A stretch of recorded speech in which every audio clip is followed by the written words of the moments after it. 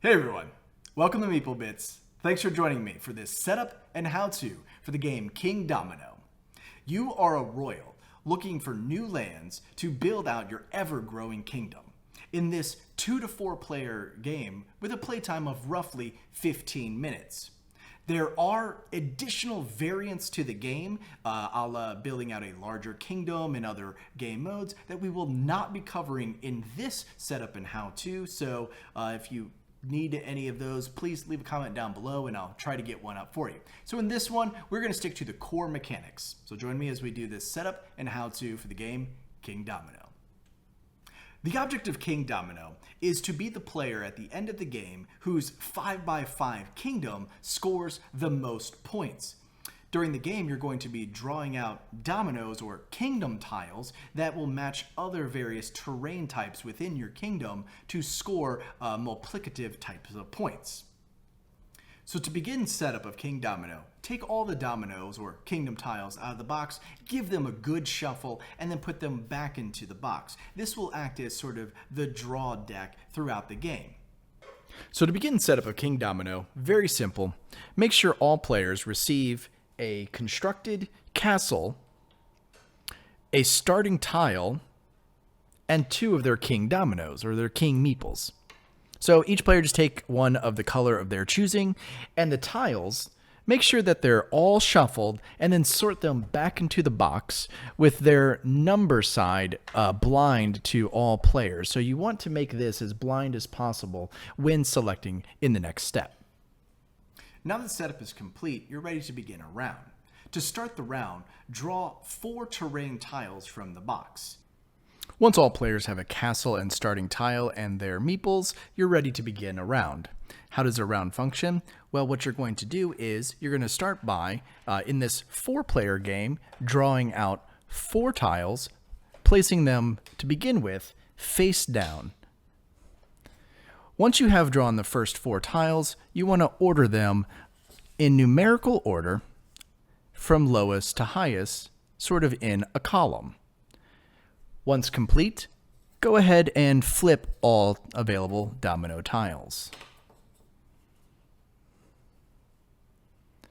Now you're ready to begin the second part of the setup. To determine who's going to place their meeple first at the start of the game, take all available meeples into your hand blindly and then draw them out one at a time, which will then determine the first player, the second player, the third player, and the fourth player. And then these players are going to select in this order. From this round onward, it's going to be determined on where these meeples have been placed. So beginning with the first player, they would take their first meeple and decide which of the tiles they wanted to select for themselves, keeping in mind that the player who selects the top tile would pick first in the next phase. The player selecting the bottom tile would pick last in the next phase.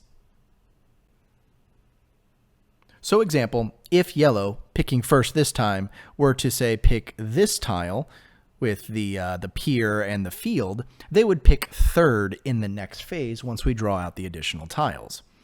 Then the next player would go. They're going to go ahead and grab this tile. Blue's going to grab this one, and green's going to grab this one. So once all tiles have been claimed, draw out 4 new tiles, again, ordering them from lowest to highest. Once this has been completed, you can flip the tiles over, revealing the terrain to all players. So once this starting round is completed in this manner, then each player, and every round subsequently, players will take 2 actions on their turn. They will place their meeple in the first column, and then when they're ready, once the second column is exposed, they're going to bring this tile into their kingdom, placing it, and then selecting a new tile. So blue player would take their meeple and bring this tile into their kingdom, placing it per rules, and then put their player onto the next tile. Green would do the same.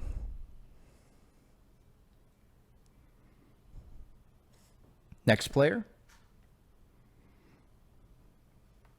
And then finally, the last player would bring it into their column And then when placing into your kingdom, the first tile can be placed anywhere.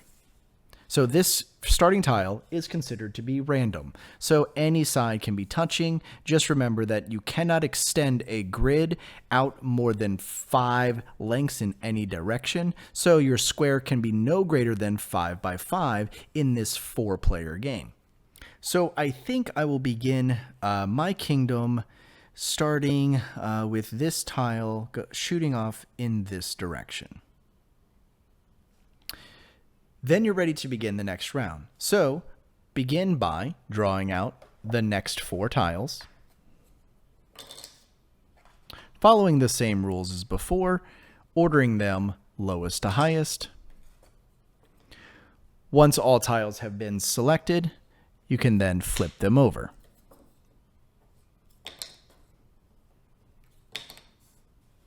And then once again, starting with the top player, they would choose the next tile that they wish to go on, taking this tile into their kingdom and making sure that they place it.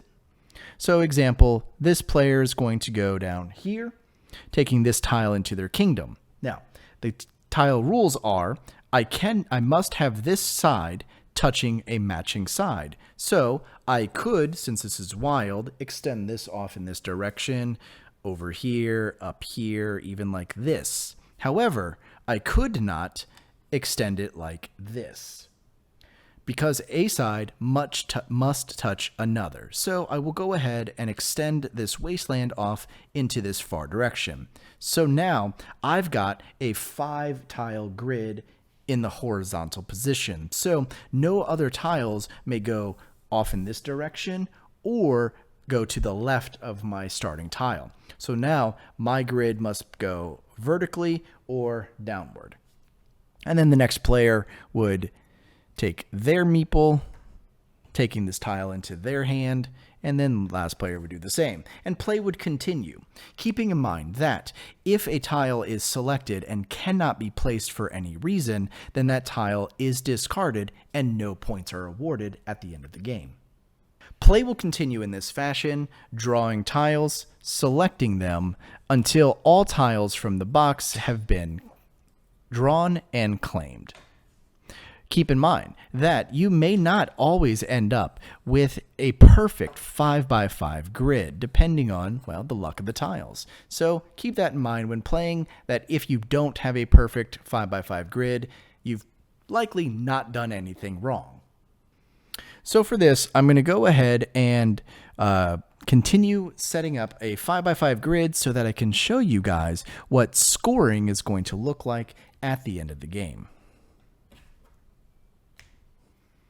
And welcome back. So we've pulled out all the tiles, all the players have built out their kingdoms, and this is what I've been left with for the final round. Now, this was my final tile pull, and you'll notice that there's no place for me to place this tile, because this is my last remaining spot, and because there is no matching sides for me to touch this on, I was unable to place this tile, so it would be discarded. So how final scoring works is, it works in the same way.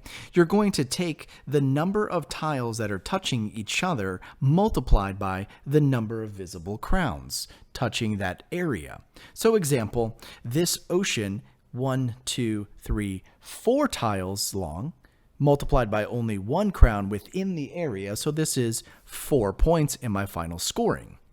This ocean would not get scored because it is not a part of this area and does not contain a crown, so it would be 1 tile times 0 crowns, which is 0.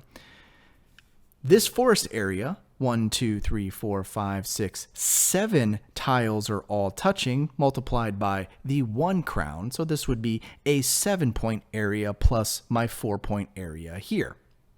All areas are worth the same amount. So you're always going to multiply an area times the number of crowns. The only thing that's going to change is their rarity. So on the back of the rule book is going to be the dispersion and the number of tiles of each type. So these mine tiles are the fewest, but if you can collect them, you'll notice that there's a 3 crown multiplier in there. So keep that in mind when you're attempting to go for something specific or strategize everything out. So at the end of the day, this final scoring of this one is going to be... So we've got 4 here, we've got 2 here, we've got 7 here, we've got another 2 down here, and we've got 4 times the 3 crowns here is 12, so that's 4, 2, 7, 2, 12. So we're looking at 27 points for the final score. And the player with the most points at the end of the game wins. If there's a tie, the player who then put together a 5x5 grid perfectly would win. So that's it for Kingdomino. I'm going to go ahead and tear down the table and bring you guys my afterthoughts. Hey everyone, welcome back. I hope you enjoyed that setup and how-to for the game Kingdomino. So jumping straight into my afterthoughts, yeah, this one was pretty decent. A surprisingly high level of strategy in a pretty simplistic style game. Again, it is a lot like just sort of playing dominoes, which is not a terrible thing, with an interesting theme or skin on top of it. So I really did enjoy the matching mechanic and being able to try to figure out if you can in fact get a full 5x5. And I'll tell you what, in the majority of my playthroughs, I was always stuck discarding one tile. For one reason or another, I just could not, whether it's the order that I got drawn in or what have you, I just could not secure that one golden tile needed to fit beautifully into my segments. So with that said, why is Kingdomino a game that you may want to add into your collection? Well, this is a very late coming video, and this has been out for a while, and right here on the box it was Spiel des Jahres 2017, so it was up for Game of the Year. If it didn't already win, I'd have to double check that one, so sorry about that. But because it's a darn fun game, and because it plays so quickly. And lately, especially as it gets later in the evening, my game group, we definitely want to just plug in some filler games. These sort of 15-20 minute games where we could play 1, 2, 3 of them really before closing out game night. So if you're looking for an easy entry, high strategy game, or a game with some depth to it, then Kingdomino should definitely be on your list. A reason why you may not want to add it into your collection is because as much strategy as there is an equal amount of just pure luck. And I guess a little bit of luck on who goes before you, type of thing.